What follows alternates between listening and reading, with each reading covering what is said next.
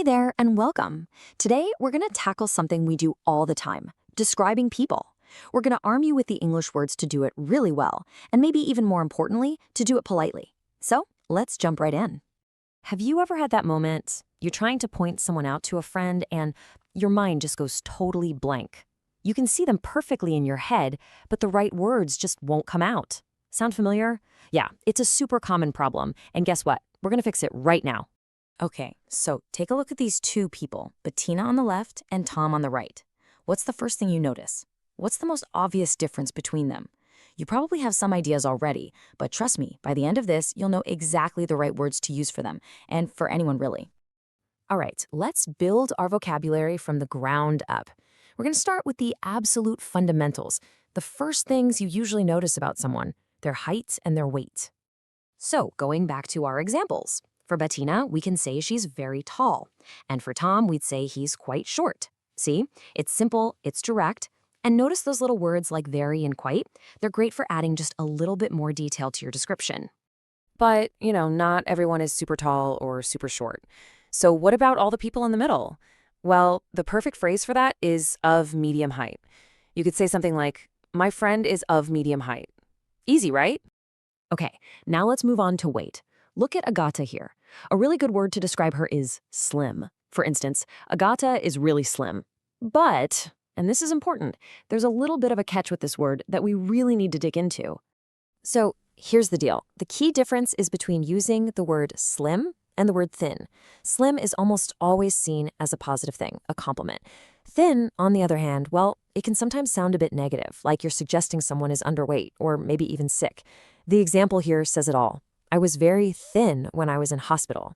See the difference? Now, on the other end of the scale, we have the word overweight. It basically just means weighing too much. This is a much more, clinical and polite term. You can almost think of it as the word a doctor would use. It's way more neutral than some other words you could choose.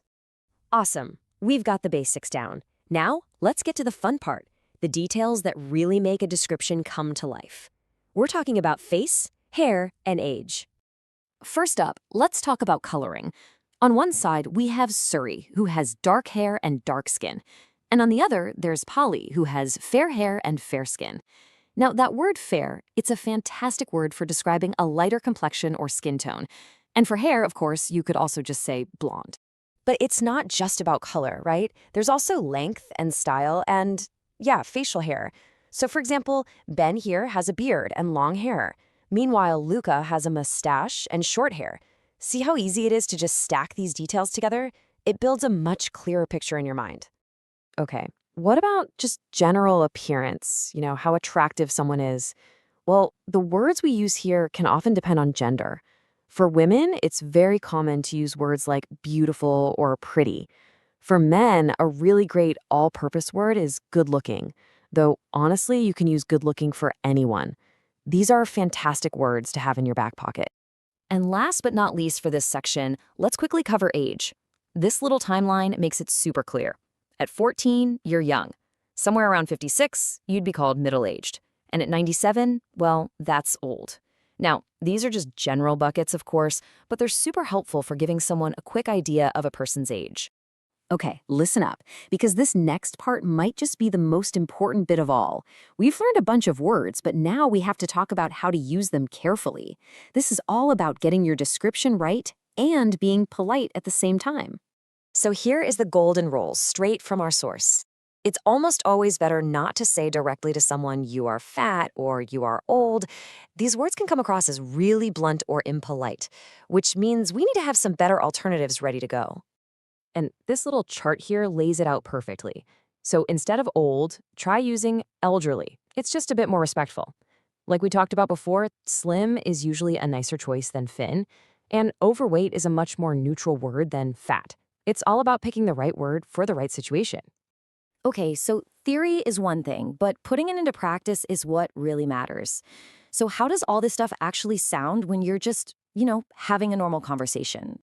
Well, this is the classic situation, right? Your friend asks, hey, what does Gemma look like? This is it. This is your moment to shine and use all those great words we've just gone over. And here is a perfect natural-sounding answer. She's tall and dark. She's very pretty. I mean, look at that. In just a few short words, you've covered her height, her coloring, and her overall look. It's quick, it's effective, and it paints a really clear picture in your friend's mind. Now, sometimes you might need to get a little more specific. This shows you exactly how. For height, you can ask, how tall is Bettina? And the answer would be a specific measurement, like she's 1.85 meters tall. For weight, the direct question is, how much do you weigh? And you'd get an answer like, I weigh 62 kilos. But just a little heads up here, asking someone directly about their weight can be a pretty sensitive subject, so you definitely want to be careful with that one. Wow, we have covered a ton of stuff, haven't we? From the very basics of height and weight all the way to those super important little details about being polite.